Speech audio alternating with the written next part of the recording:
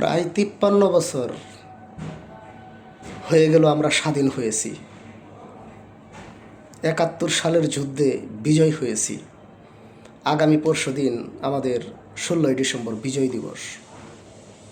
আর এই ৫৩-৫৪ বছরে আমরা এই বিজিত বাংলাদেশে কতটা উন্নয়ন করতে পেরেছি।